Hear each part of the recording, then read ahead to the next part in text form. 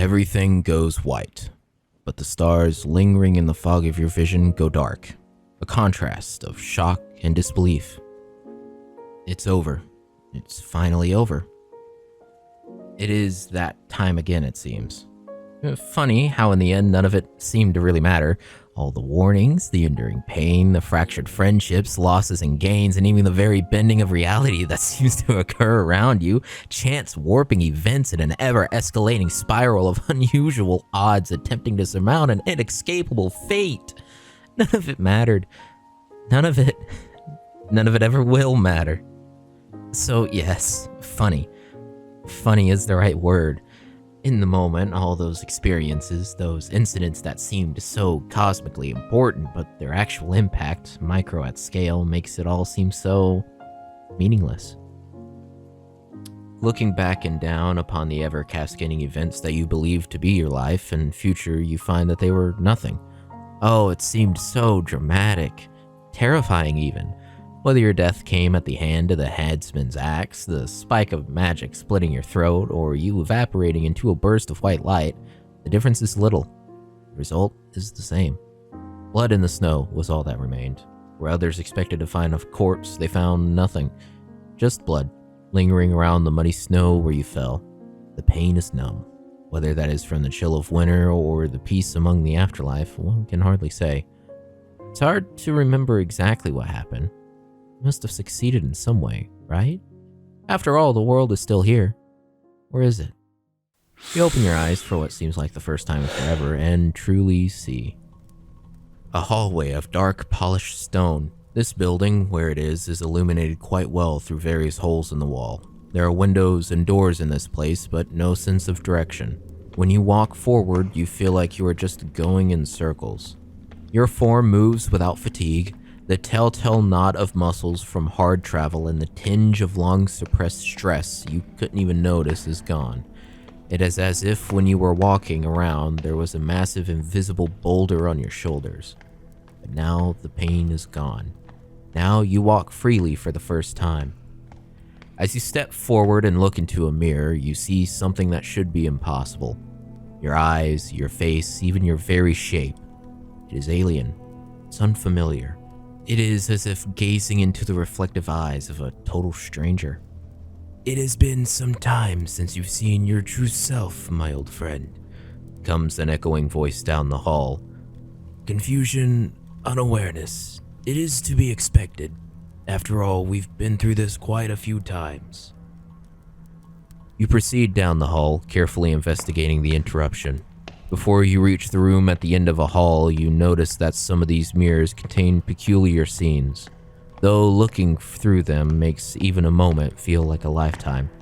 You blink and the images of your birth, your life, and your bitter death flicker through you once more. Not every you, but one of many. The happiness from finding your soulmate, anger when they were taken from you, vengeance, sweet vengeance, when you destroyed the entire city of the mongrels that took from you what you loved, and the shock at the betrayal which ended your life at the hands of would-be heroes. Rage and fire at the dying of embers and a promise to sacred flame. All in the flicker of an infinitesimal moment. Then you were back to yourself. Not unusual, but empty.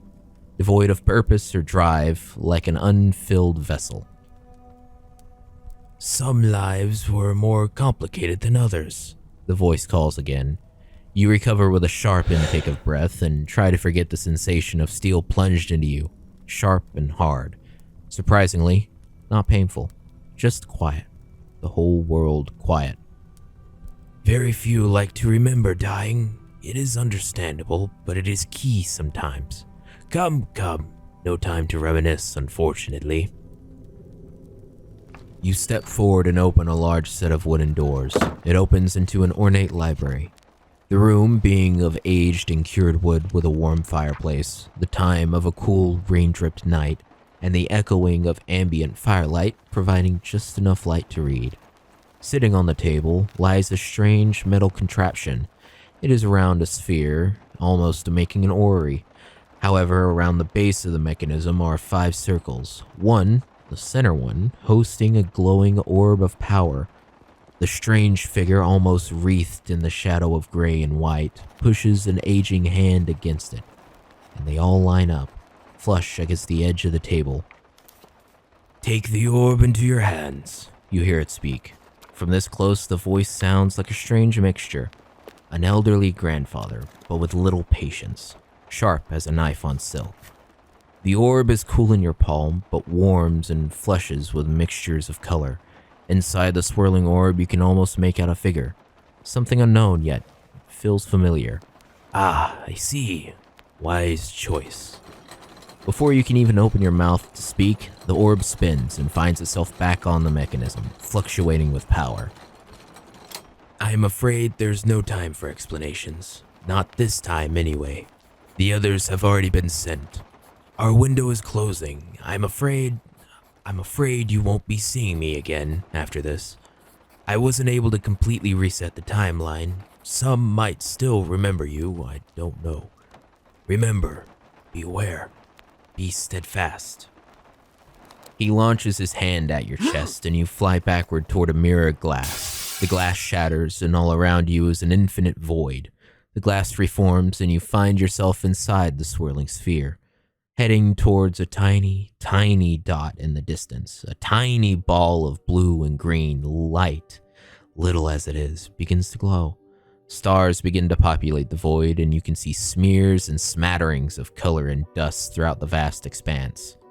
After a few seconds, in what seems like an eternity, you are joined by 4 other streaks of light, closing in on that mysterious, blue little ball.